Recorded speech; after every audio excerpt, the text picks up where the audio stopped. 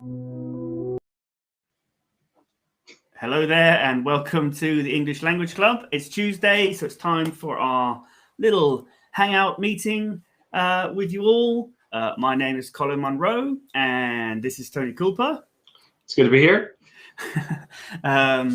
Great. So we've got 3 people with us so far, which is awesome. AJ is there. I think we may need to wait for a few people to arrive because I initially had the time a little bit wrong on the stream when I first set it up. So I fixed that now. But yes. So anyway, if you have any questions that you want to have answered in this live stream, put them in the chat now, and we'll do that. That's what this is all about. Anyway, how are you doing, Tony? I'm doing pretty well. You said there was snow where you are right now. Has the snow melted yet, or is it still there? Yeah, it's all gone pretty much now. We had a little bit still a couple of days ago, but yeah, it's all gone now. We had, in the UK, we often get like one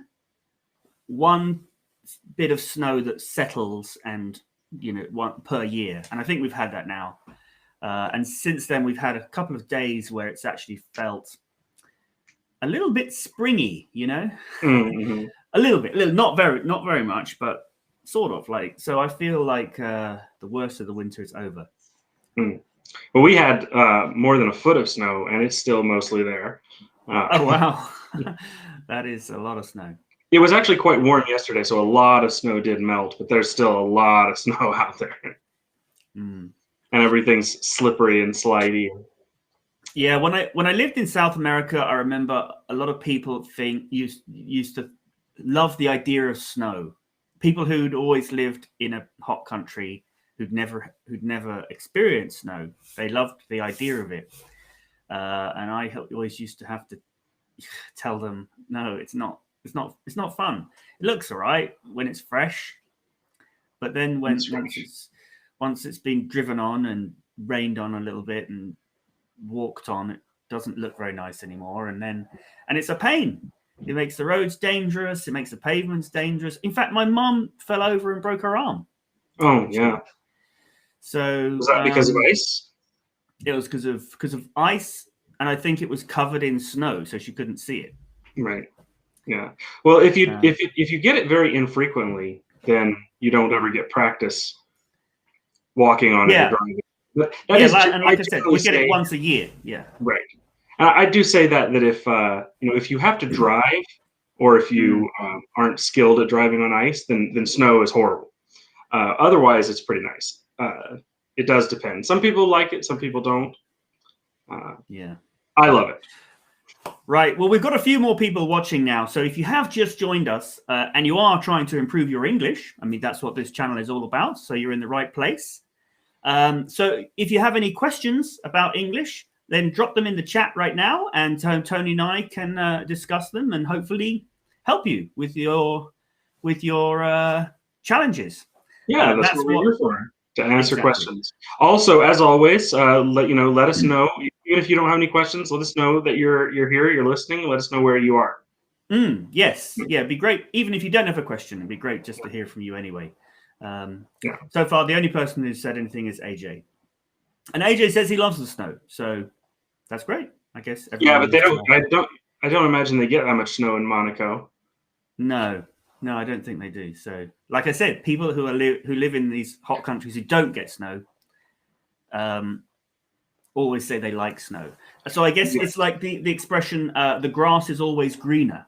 It means, I guess the full version would be, the grass is always greener on the other side. And that means that that people always want what they don't have. What always what people don't have always looks good. And then when you get it, you look back and, the thing that you now left behind looks better because you don't have it. Right.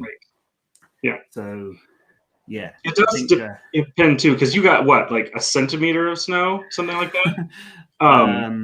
Maybe less. Yeah. So there, it is also, you know, a No, centimeter we of got snow is more a than that. completely different thing than Yeah, a foot of the snow. time when it did settle, we got more than a centimeter. We got like 10 centimeters, Right. maybe. Yeah. Yeah. Still. So not a lot compared to what you guys are getting in Canada. So when you have one big snow a year or something, that's a completely different thing from when you have snow all winter long, right? They're not really comparable Yeah. at all. No. One or two snowfalls or occasional light snowfall versus where you get snow cover for a good chunk of the winter or multiple storms. It's yeah. They're Anyway, so we have a question from Sunil. Sunil. Who says, I'm from India. How do I sound like native English speakers? Please tell me. I'll be very grateful to you, please. Well, so I mean, there isn't an easy answer. I wish I could just say, read this book, do this, or watch this video, and you'll be able to sound like a native speaker. But it takes practice, and it takes studying. It takes analyzing yourself. Your next question is, how do I improve pronunciation? So if you want to sound more like a native English speaker in terms of your pronunciation, not so much in terms of vocabulary and grammar and things, then I guess the biggest tip is one that we always say, is that pronunciation is physical. So when you're trying to work on your pronunciation, think about it physically. So you need to think about, for each sound, this is what phonetics is all about, and what a lot of the videos on the channel are all about. You know, breaking this pronunciation down into all of the different sounds, and then thinking about whether or not you are making those sounds correctly. And when I say correctly, don't think about the sound you're making. Think about the physicality. Is your tongue in the right place? Are your teeth in the right place? Are your teeth touching your lips in the right way, or your tongue in the right way? Those are the sort of things you need to be thinking about to improve pronunciation, because that's what pronunciation is all about. So yeah, that's the biggest tip I can give you. I hope that's helpful, Sunil. If it is, give us a thumbs up. That'll be great. But thank you for your question. Let us know if you've got any more questions. Lakan says, hello, Tony, sir. Do you remember me? I think I remember Lakan, who was here a few... Oh, he was in our live... in our... last week. In the live stream, last week, yeah. Not the live stream, the Zoom call. The Zoom call, that's right, yes. Yes. How are you doing, Lakan? Good to see you.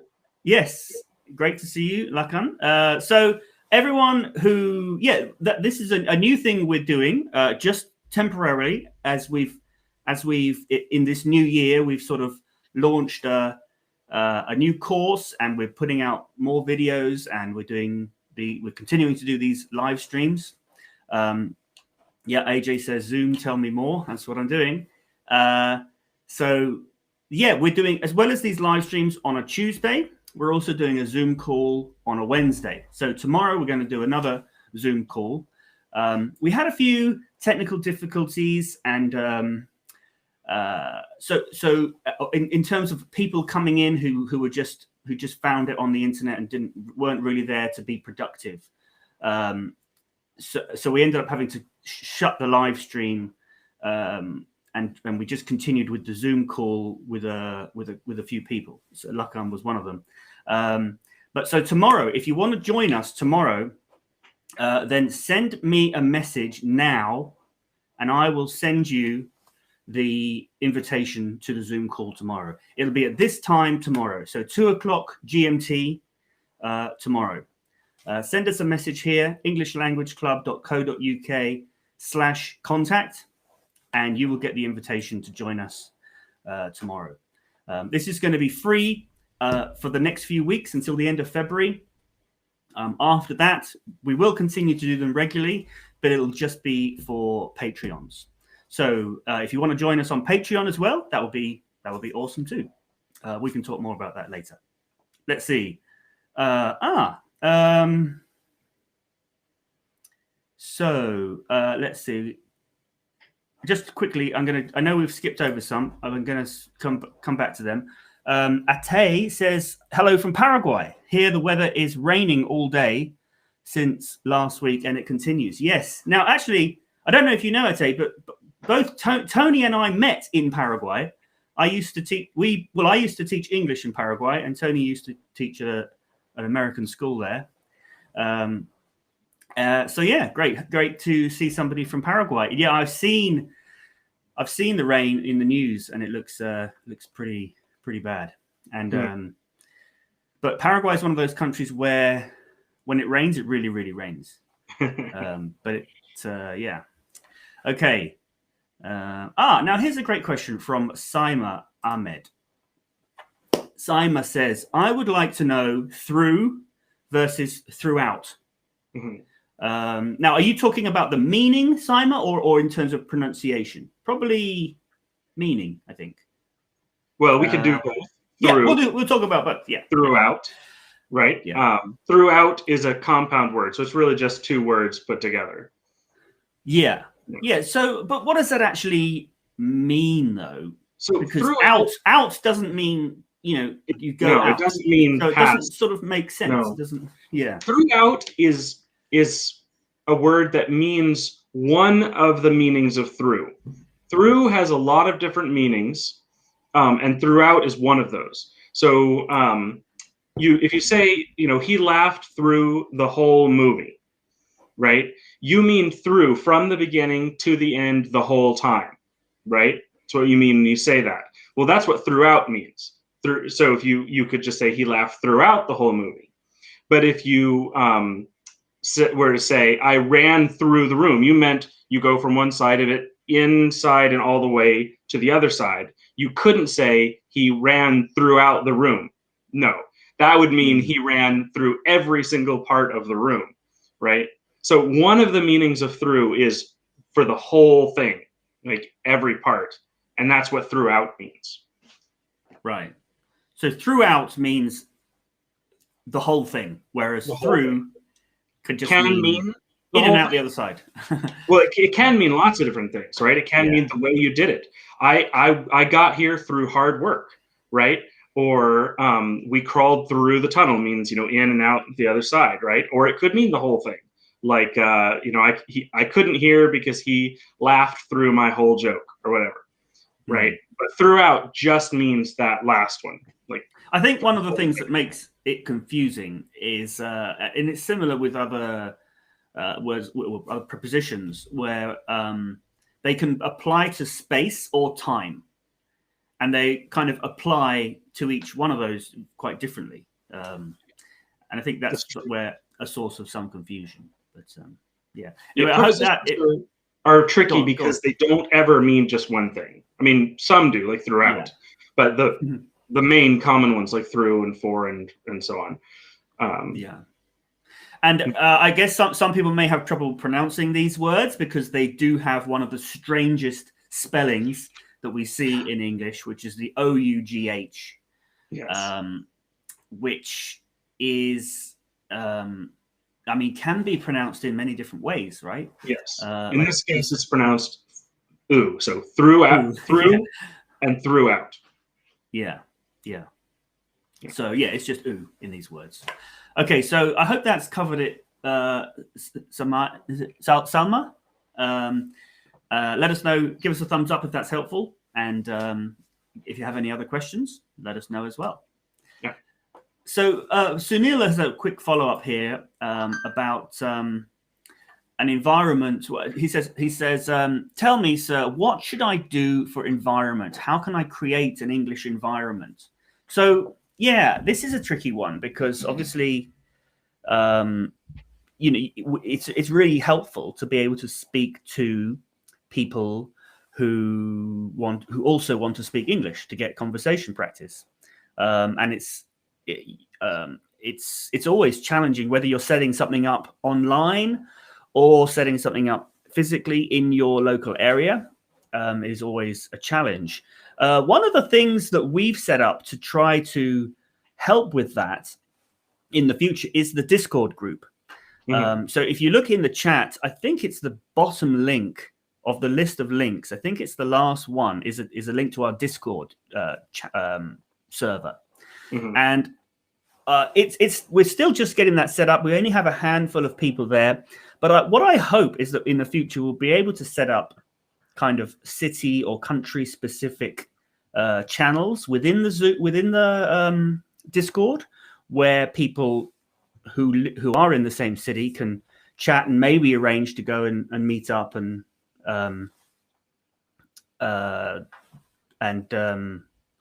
do the and have conversation practice. So hopefully join the Discord and let's see what happens there. I mean, any other ideas, Tony, for something like that? So one of the things that I've brought up several times is, there are lots of communities where people are specifically learning English. However, one of the best ways to learn a language is don't just go to classes, go to school, practice with other people who are trying to learn the language. Find something, first of all, something you are passionate about, something you love, and go do that in English. So for instance, if you're stuck either at home or you just don't have access to native English speakers, whatever you enjoy doing, if you enjoy playing card games, go find a website in English where people are playing card games and talk to them, right? If you like playing video games, join an English speaking server, this kind of stuff, right? Another thing is, if you're in a country where English is not, a primary language, find native English speakers to talk to. Whether that means, going to the tourist areas or finding out, where do the people from the embassy or the international business community hang out. Find those people, make friends with them, this kind of stuff. So there's different things that you can do, but it can be a challenge. Yeah. So one of the best answers to your question, how do you sound more like a native speaker? The best way to do that is to be around native speakers, right? That's how we learn all the small things that go into a language that you don't learn from a book. Yeah.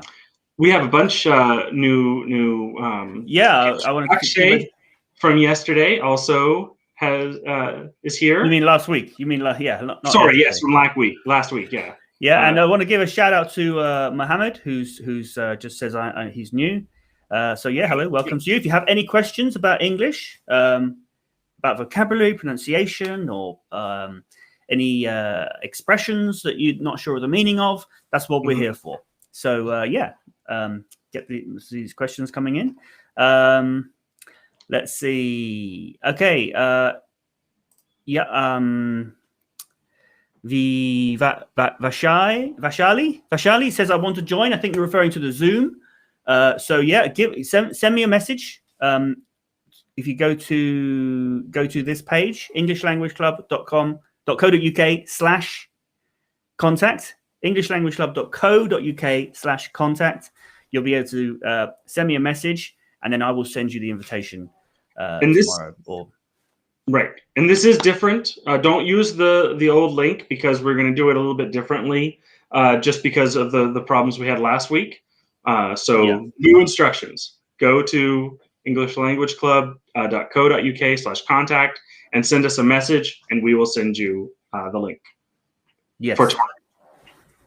Yeah. So Ashkay and who was it?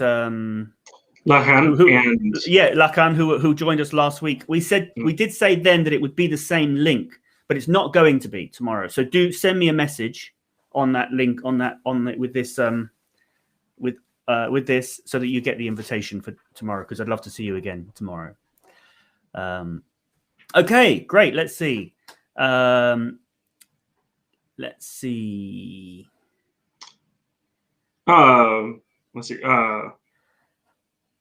Got a shout out to Ladislao in Peru. Hello, nice to see you again. Regards from Peru. Yeah, hello, thank you. Very nice to see you. He's watching on Facebook. So let's see. We've got some. We got a question from Rokamail. Yeah. And the question about Patreon. Yeah, so Akshay has the question about Patreon, so we'll get onto that next. But let's talk about this question first. So actually, sir, sometimes we don't get proper vocabulary while speaking. So what can we do for it? So yeah, so I guess if you're talking to someone who also is learning English as a second language and they don't have very good vocabulary or don't have a lot of vocabulary yet, and you don't either, then you're not going to learn vocabulary from each other. So you got to be clear on what you're trying to learn. I mean, and when we train to teach English as a foreign language, probably teach anything actually, this is one of the things is to focus on what is the objective of the lesson, and to focus on that and not to get distracted, because you can always, you might be trying to teach pronunciation, but then somebody asks about grammar, or and then also you might be, if you're teaching grammar, you don't want to focus too much on fluency. So somebody might make mistakes with fluency, but you ignore that when you are focusing on the grammar. So I suppose the same is true when you're learning by yourself. So yeah, when you're meeting up, you got to remember that your focus there is to practice what you do know and to get good conversation practice. In terms of vocabulary, then one of the things that some of our followers do here is they hear expressions and words, and they ask us here what they mean or how to pronounce them. So that's one thing that we can help with.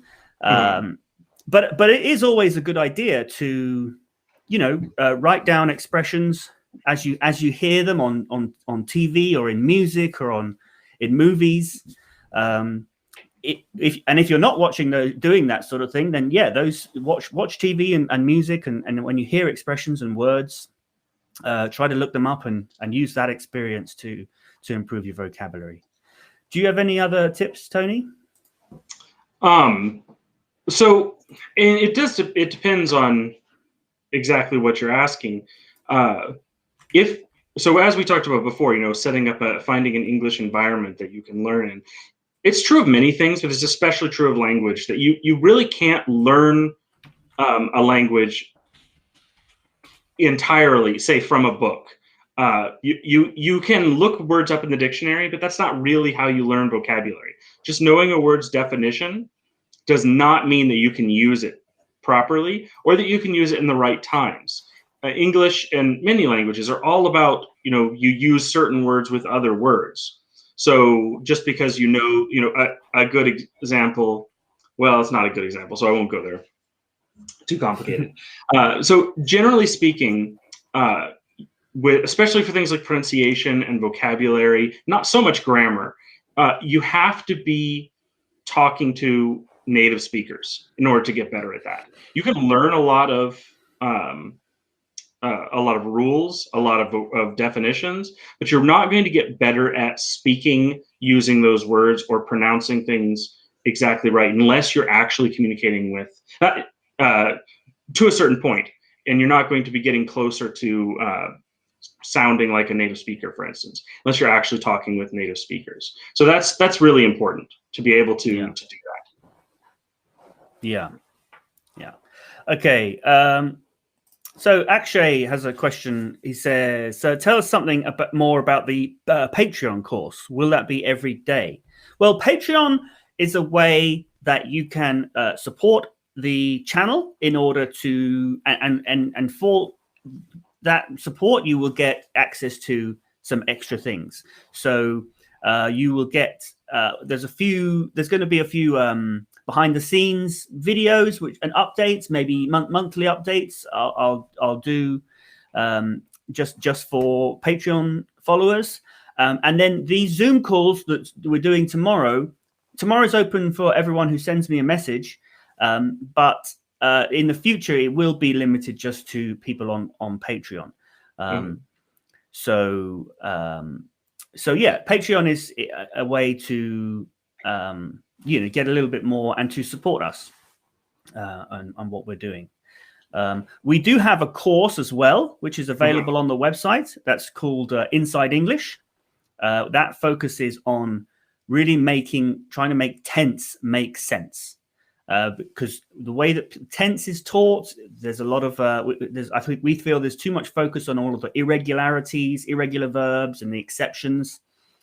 And so then people think it's all about that, and that it's all complicated and doesn't make any sense and things. When actually, it does make sense when you ignore that stuff. So our course is all about focusing on the logic and of how English is structured. So if you go to the website, you can see links to that course.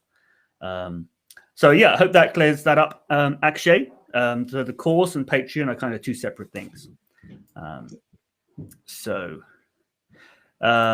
Ladislau says, so how often do you broadcast? So yeah, we do this. We've done this live stream that we call the Hangout every week for 10 months now, I think, something like that.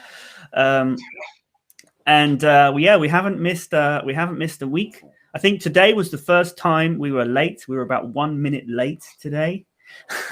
So sorry about that.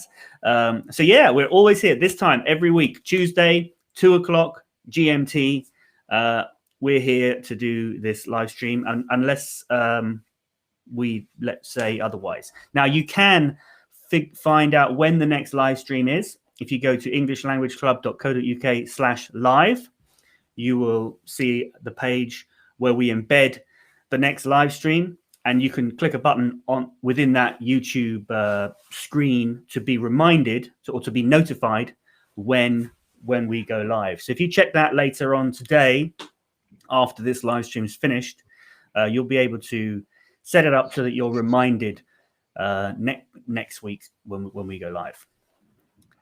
Okay, so have we got any other questions? We've got a bunch of questions. Susanta is here. So great. Susanta always has a bunch of questions.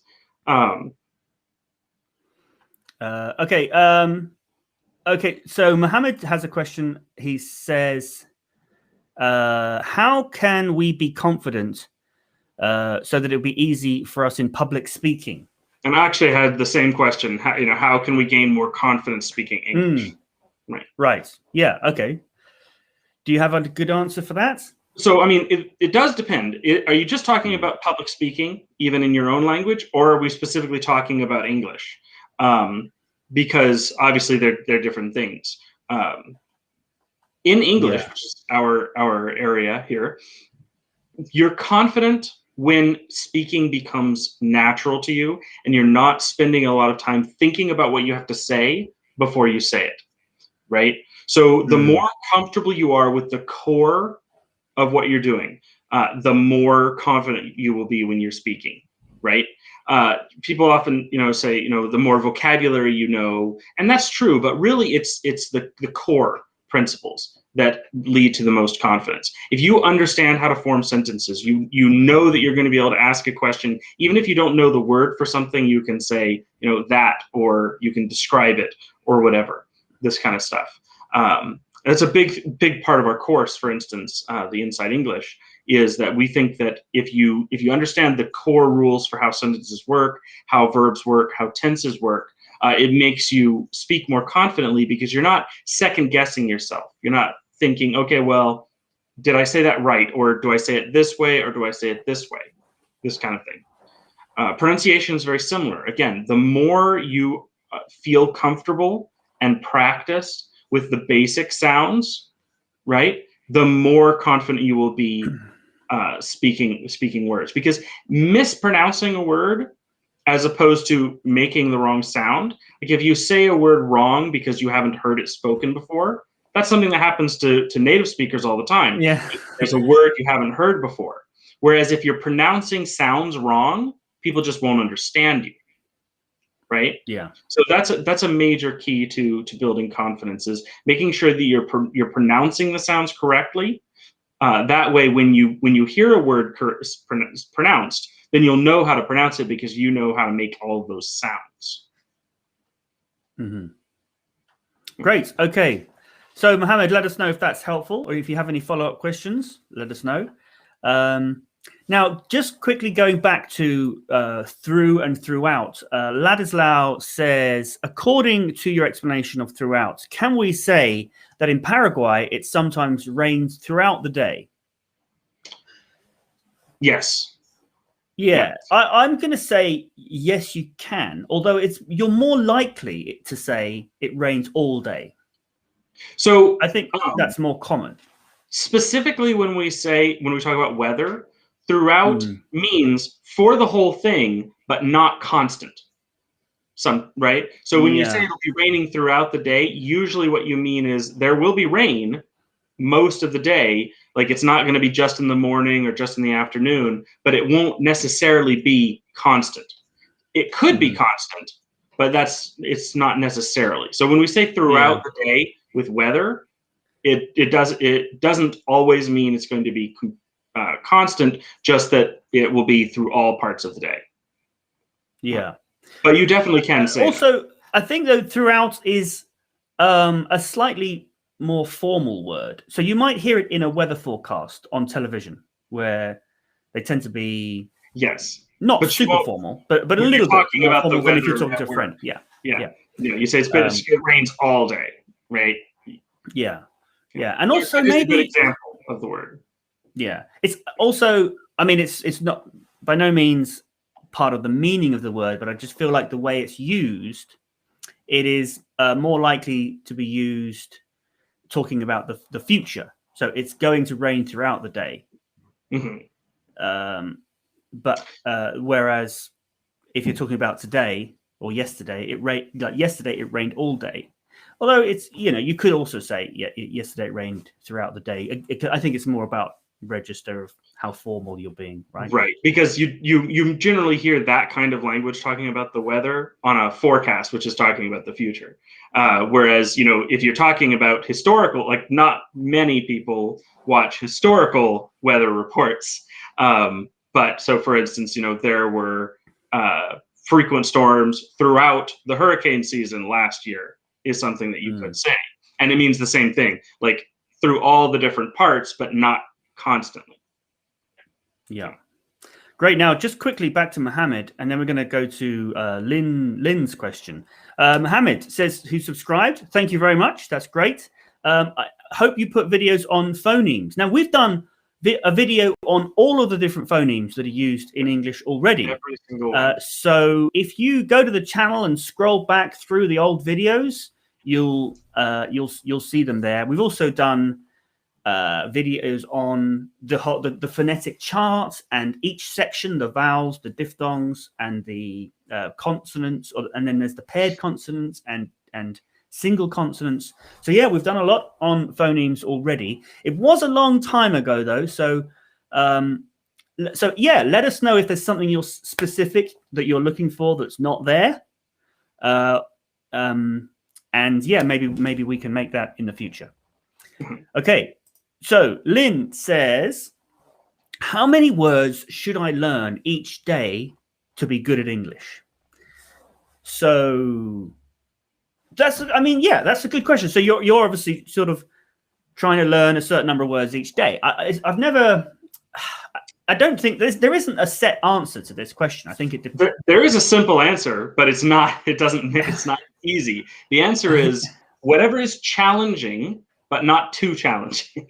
If for any individual person, if learning 15 words a day is doable for you, but not stressful, that's fine. Somebody else might, be able to learn 2 words a day. And that it's a challenge, it stretches them, but it's not hard. It doesn't make things difficult for them. Yeah. And that's important. Learning words is not about memorizing them. You can memorize words and it does almost no good in your speaking. You learn words by using them. So it depends on how much English you have. It sounds like your English you're not just starting, right? Or you wouldn't be listening.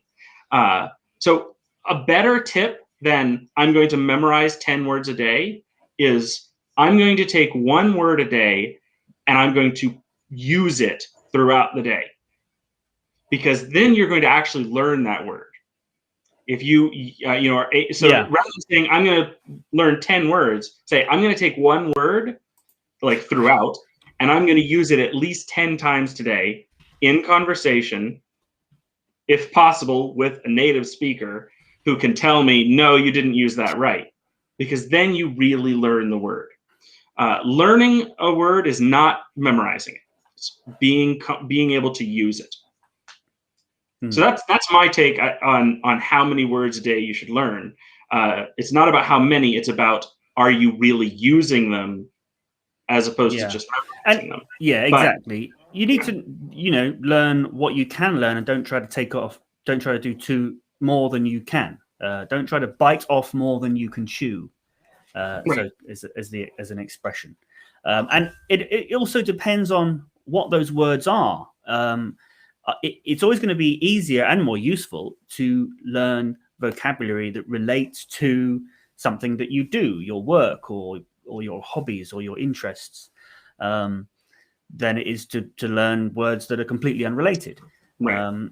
So yeah, I don't think it's about a number, but it's about what you can do individually.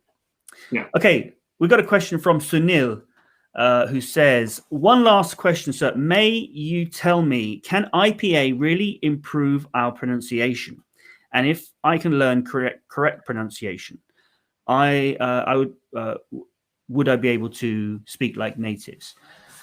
So IPA and phonetics can improve pronunciation. That is what it's for. Well, it's not. It's really, phonetics is all about. It's about studying pronunciation as a sort of academically.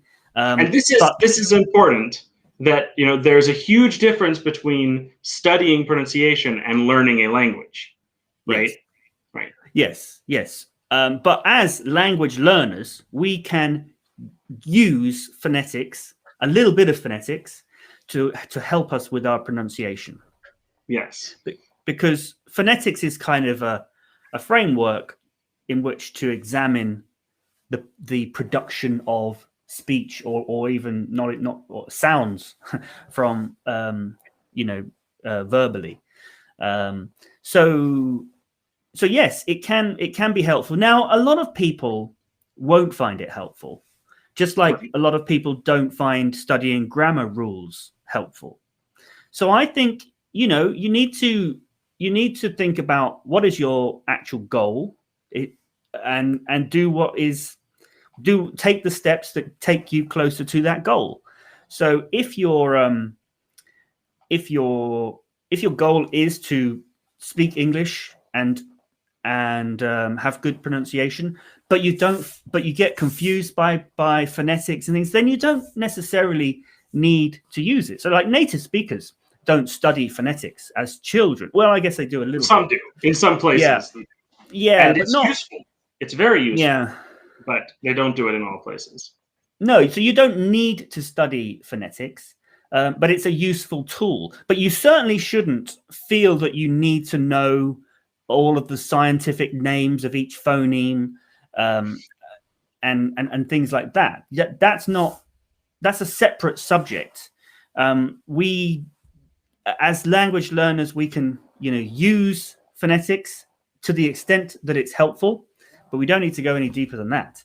And it's the same is true of grammar and things.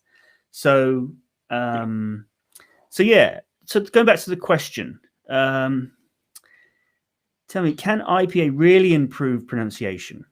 And if I can learn correct, IPA can help you by focusing in on the sounds, each symbol and finding out which sounds you have trouble pronouncing, and then watching Colin's videos on that sound to practicing the physical pronunciation.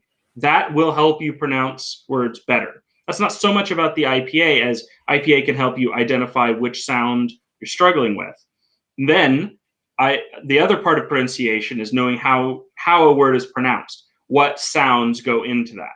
So if you can create each sound correctly, physically, and you can look up the pronunciation so you know what sounds to use to say a word, then it will definitely help you. Again, you can't learn a language from a book, so it takes more than that. You can't just practice the sounds. You have to actually speak them, like if possible, practicing with a native speaker, because that's how we really learn languages. But will it help you? Definitely. Being able to speak like a native is a different. It's a hard target to identify because it means different things to different people. If your goal is to be clearly understood, though, then yes, those tools will really, really help you. Yeah.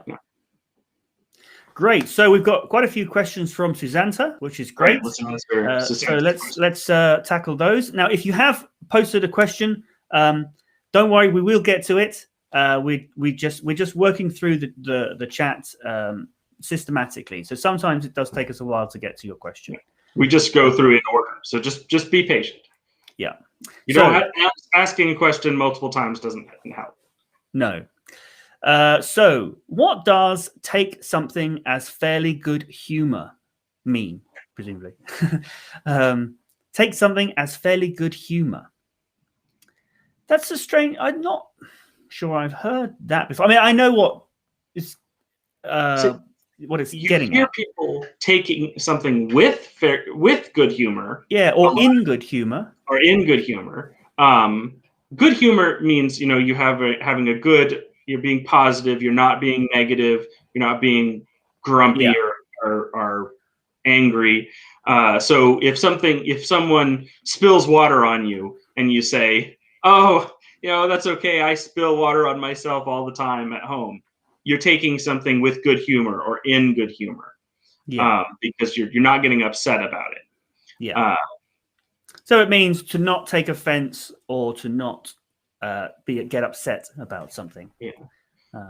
Yeah. Take something means you're interpreting it, sometimes on purpose. So, if you take offense at something, that means someone does something and you choose, either consciously or not, that they're insulting you, right?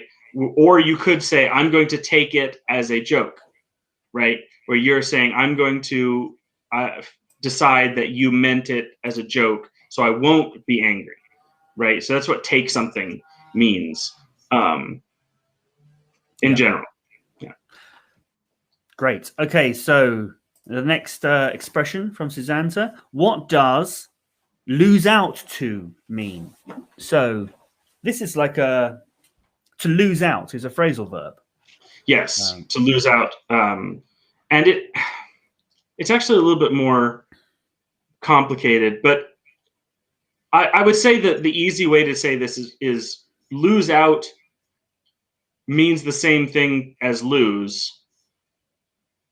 But specifically, there's like to be beaten, not to lose something. Like you don't. I didn't lose out my wallet. No, you just lose your wallet, but you lose out in a competition to somebody. So lose out means be beaten. Lose out to means be beaten by. So you could say. So it has an object. So you'd always say lose out to the person who beat you or who won who won your what you wanted. So won the prize instead of you. One team lost out to the other team. Yeah. Just means is beaten by. Yes. Yeah, not lose as in I lost my car keys. Yeah. Okay. Yeah. So Santa has a lot of sports questions. A lot of these phrases come from sports, which is a little bit, there's a bit of a different set of terminology in sports that's not always the same as what you use. And sport uses a lot of metaphors and that's true. Idiomatic expressions. in that sense. Yeah. So we've got a few more from Susanta, but just quickly, Ladislao says, I think I missed the information about Patreon. So how shall I join Patreon? Well, again, if you look in the description of this video, you'll see a list of some important links to things that we do. The second one down, it says join the club, HT, and then there's a link. Ladislao is joining us from Facebook, right? Are all those links on Facebook as well? Can you show the Patreon link on the video? Yeah, that's a good point. I'll bring the chat. Yeah, I can do that. Yes, sorry about that, Ladislao. I forgot that if you're on Facebook, you may not see it there. But yeah, so if you are on, this is the link, patreon.com/learnenglish, and you get to our Patreon page. But yeah, we should put some more stuff on Facebook about that. That's a good point. Okay, so back to the next question from Susanta, who says, what does "I was tipped off" mean? So what does it mean to be tipped off? Comes a tip or tipped off. So a tip is advice that someone gives you. Right. So I say, oh, hey, it's easier if you take off your glasses before you chop onions, whatever. But tipped off is when somebody tells the police about a crime. So if you know who committed a crime and you call the police, that's called you're tipping them off, right? Tipping off the police. So by metaphor, this means anytime you get a clue about something, right? So you could say, I was tipped off that Colin is British by his accent.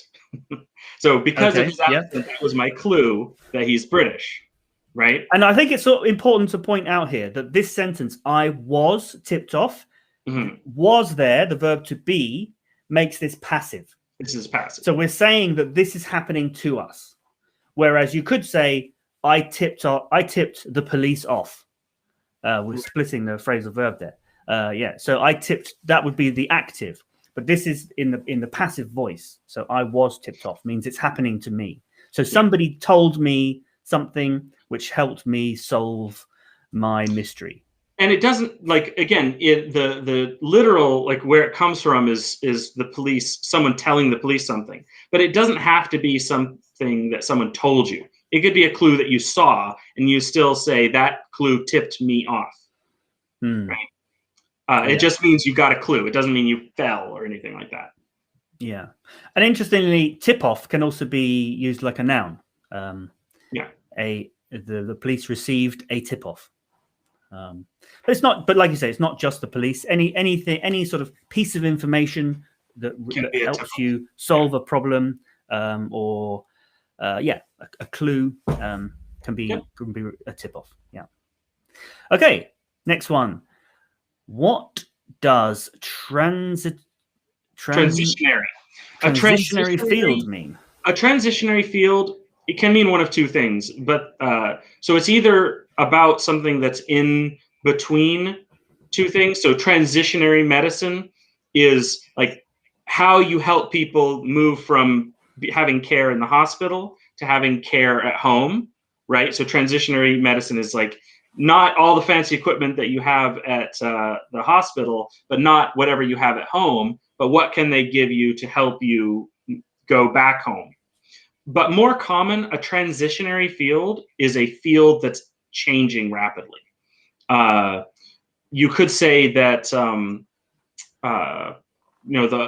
auto, the car manufacturing field is transitionary right now because of the change to low emission or hybrid or electric vehicles, right?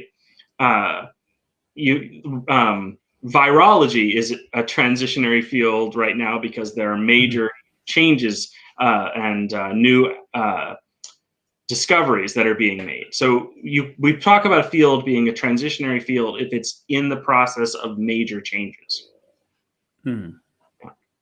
Okay, great. Well, thank you so much, Susanta, for those questions. As always, they're really good.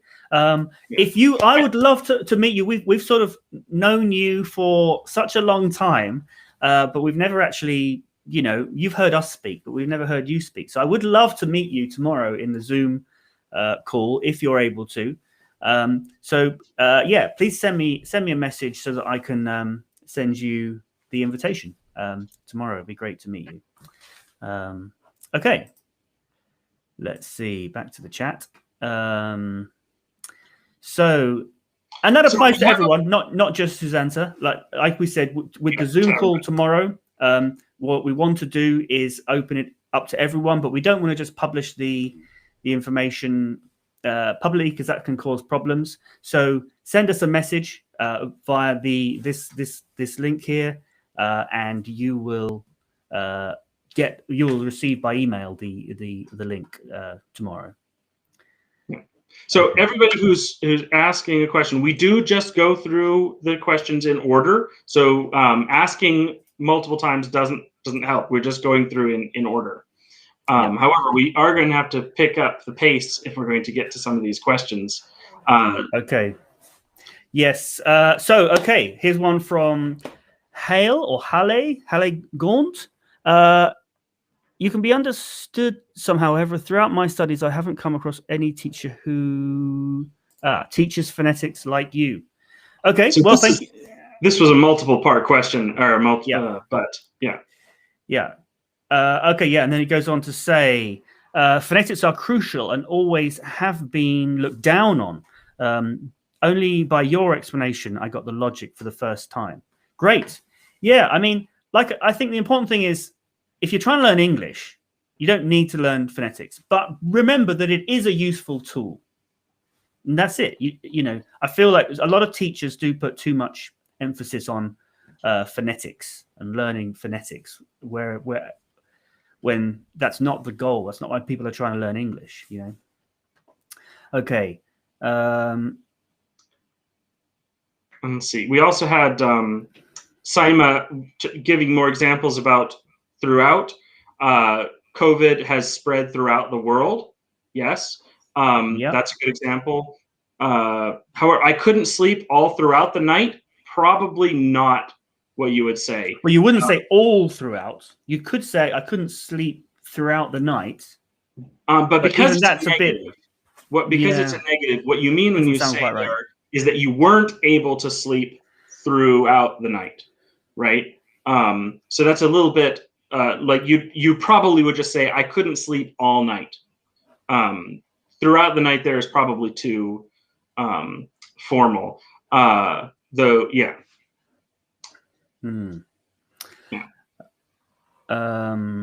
Okay, yeah. Now, Mohammed here is asking, so why don't you allow super chat in Pakistan? Unfortunately, that's not up to us. It's down to YouTube and politics, and I don't really know.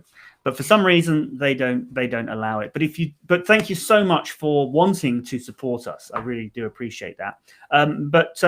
You were asking, I think, about Patreon, or somebody was. Hopefully you can, if you do want to support us, you could do it through Patreon. So if you check the link in the description and the one that we had up on the screen a minute ago, patreon.com/learnenglish, you can support us there, and there are some added benefits that we've talked about over on Patreon. So yeah, thank you so much. Let's see, any other questions that you... Well, the question right above that, Quomail asks, what are some tips through which we could speak like natives? And we've talked about that quite a bit. Pronunciation, taking time to speak to English language native speakers, practicing words instead of just memorizing them. Hopefully we've given you some good tips for that. Just a quick shout out to Colin Swear from San Marino, who says, he says you're the best teacher. I don't know if he's referring to me or you. Probably you, Tony, I think. No, you're the one in all the videos. Colin is an amazing teacher, especially in like all those. I think I think we're a good team. We make a really good team, because I think if you watch these live streams, you'll know that Tony's knowledge on things is absolutely incredible, and I couldn't do this without him, or would know. It wouldn't be anywhere near as good without him. Well, I mean, you did it for years without me, but well, I didn't. Well, anyway, yeah. Anyway, so we're a good team. We're a good team. Yes, definitely. So here's a question. Raman Kara says, "What's the difference between migrate and emigrate?" This is actually even more complicated because there's emigrate with an E and immigrate with an I. But what they all mean is really simple, but using them or being able to tell which one someone says can be complicated. Migrate means to move from one place to another. Usually we use migrate for large groups of people, not just one person. So, over time, people in North America have migrated west. They've slowly over time moved west more and more. Emigrate means to move away from your country to another country with an E, emigrate. Immigrate with an I means to move from some other country into a country. So for instance, I'm here in Canada. If a person in India were to move from India to Canada, people there in India would say he emigrated with an E because he moved away from India. But here in Canada, we would say he immigrated with an I because he moved to Canada. But yeah. Yeah. Okay. Hope that's helpful. Please give us a thumbs up if that is helpful. So quick one here. What does improvised mean? So to improvise means to make something up on the spot in the moment. So to sort of not have prepared something, but to prepare it as you're speaking. You make do with what you have, and it doesn't have to be speaking. So if you there's an improvised device, Sorry. You could have an improvised device, which is something you make with what you have around you. You didn't draw up a plan. You just You could improvise a meal, a recipe. Yeah. You want to smash something, and you don't have a hammer, and so you use a rock. That's an improvised tool. You don't have peanut butter and jelly, so you use peanut butter and bananas or something. Then you've improvised a meal. You make do with what you have, as opposed to planning or having the right tool for the job. Right. We missed Hale Grant had a pinch of salt. Yes. Is that the one? Take it with a pinch of salt. Yeah, take it with a pinch of salt. So that means you don't just believe it just because someone said it. Take with a pinch of salt means you be a little bit critical, a little bit skeptical, and you think about something before just accept it as true. Yeah. I mean, it's always good when you're sort of having a discussion if you don't agree, but to try to understand the other person's argument or the other person's point of view. That's always a good idea. But so you can do that, but you don't necessarily have to believe it or agree with it. So you can take it with a pinch of salt, meaning that you don't necessarily believe it or agree with it. Okay. So here's a quick one. What is the correct pronunciation of obese? Obese. Is that will be the same in sort of America, more or less the same in American accents? Yeah. Obese. Yeah. Obese. Yeah. Okay. Now I'm interested in Hale Gaunt's question about being asked where you're from. It wasn't really a question though. So do you have a question? I think he was referring to something we were talking about before, or something that was in the chat, which. So if you live in the UK, and as soon as you speak, people ask you, where are you from? Right? They can tell that you are not a native speaker. Is that what you're asking? So what's your question, if you have one? Because this is an interesting. Because some people don't like this. They don't like being asked that because they feel like it means they don't belong. But a lot of people, about the importance of how important phonetics is. Yes. Yeah, that's a good point. I see. Yeah. Okay. Hope that does that answer the question? Yeah. Okay. Great. So Lacan says, "So I'm a new speaker. So, is it better to watch English movies to improve vocabulary?" Well, so watching the movies in itself isn't going to improve your pronunciation, because to watch a movie you don't actually need to speak. So you're not going to improve your pronunciation unless you speak. However, you might watch a movie in English to model, or to model the correct pronunciation, or the pronunciation that you're seeing and hearing. But watching the movie in itself isn't really going to help with pronunciation. I think watching movies. Watching movies is so, yeah. It, like, if you're trying to learn vocabulary by reading a book or memorizing lists, that's that's better than doing nothing, but it's not the best way to learn. Doing that and watching movies so that you're practicing hearing the vocabulary is better. So just reading is not as good as reading and listening, but reading and listening is not as good as talking and communicating. So it's kind of one of those things. If you can speak to, have conversations with native speakers, that is the way to improve your vocabulary. If you can't, then the next best thing might be to watch movies. Especially if you aren't confident to speak, but you're not going to get better. You're not going to get to the highest level unless you're communicating, talking and listening and responding. No. Yeah. So movies are good, but they're not good enough by themselves. Great. Okay. So more questions about the importance of phonetics. As we've said before, already, it's a useful tool, but not something you need to know. But so I would say learn it to the extent that it's useful. Yeah. Okay. Here's an interesting point. When you're learning any new vocabulary, phonetics should be learned with. So should you learn the phonetics and the pronunciation of a new word as you learn the new vocabulary? I mean, if that's something you're trying to work on is pronunciation, then yes, definitely. Well, yeah, I think that's when you learn a new word is a great time to think about the pronunciation of it, because then if you learn the pronunciation wrong when you first learn the word, then it's going to be harder to sort of correct that later on. Yeah.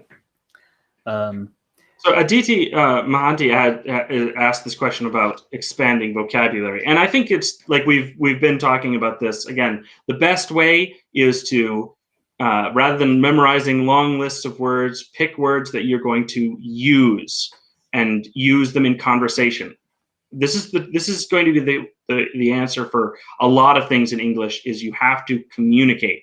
It's not good enough to just read or just listen. Or just watch movies. You have to speak to people, and it really should be native speakers. That's how you get better at a language. Yeah. Okay, so we're going to need to draw things to a close now. We've just got two little questions which we're going to answer very, very quickly, and then we're going to draw things to a close. What can I do to improve my phonetics? Well, remember that we've talked about this a lot today already. But remember, the biggest tip is that remember that phonetics and pronunciation is a physical thing. So think about what your tongue, your lips, your mouth is doing. That's the best way to improve pronunciation. So Aditi also says, why are English grammar rules so difficult? Now, I would argue that they're not. That actually, and this is what our course Inside English, which you can do via our website. This is what the course is all about. It's about showing that the rules make sense and they're very simple and logical. However, the problem is there are a lot of irregular verbs and exceptions to the rules. And when we learn English, we're always sort of layering these things on top. And that makes it seem complicated. Well, it does make it complicated. But actually, at its core, there is simplicity and logic. And whereas most of the time when people teach English, they talk about all the irregular verbs and the exceptions to the rules. We get right to the point, and we focus on what matters and what makes English tense make sense. So that's what our course Inside English is all about. So yeah, check that out on our website if you're interested. So that was the last question I said we would answer. But just quickly as a bonus, Tony, can you use bustling in a sentence? You could say it was a bustling city, or the city streets were bustling with evening traffic, or something like that. Yeah, bustling. So it means sort of busy. Yeah. And just Ronaldo says, will I be more fluent if I start learning English with the IPA? Would I be more fluent if I had started learning English with the IPA since the beginning? And that's no. But you're asking, for teaching your students. Definitely, the IPA is a good tool that you can use to teach. And it's not about, because it's about, IPA is a tool for pronunciation, not for fluency. So fluency is a different thing. Fluency is about being able to just use the language kind of quickly to express yourself. It's not even about using the language correctly, necessarily. It's about expressing yourself. So fluency is kind of something that just takes practice and but it's not even about being correct all the time. But yeah, remember it's a useful tool for pronunciation, and you should use it for that and that alone. Don't feel that you need to know it to speak English. Okay, I think we're going to have to draw things to a close now. But remember, we are doing the Zoom call tomorrow, so you can join us on Zoom. All you need to do is send us a message. Sorry, not that one. You just need to send us a message via our website. So if you go to englishlanguageclub.co.uk/contact, send us a message there, and we will send you the invitation. Just sorry to Colin Swear. I removed some of your comments inviting people to another Zoom call. We can't have that going in our chat because we don't know who you are or what that is. So we can't be promoting that. But generally you should never share personal contact information like email addresses or Zoom links in a YouTube chat. Yeah. So sorry about that. It's nothing personal. I hope you're not offended. But yeah, please do send me a message. Let's have a chat. I'd love to get to know you and find out more about what you're doing. And that goes for everybody. Send us a message so that we can talk, and hopefully we can meet you tomorrow in the Zoom call. We also have the Patreon, which we've recently launched. So yeah, sign up if you want to support us. That's the best way to do it. There'll be various perks there, behind the scenes videos, and the ongoing Zoom calls as well, and other things as well, which don't have time to get into right now. But yes, thank you very much for joining us, and we'll see you tomorrow, and we'll be here again the same time next week.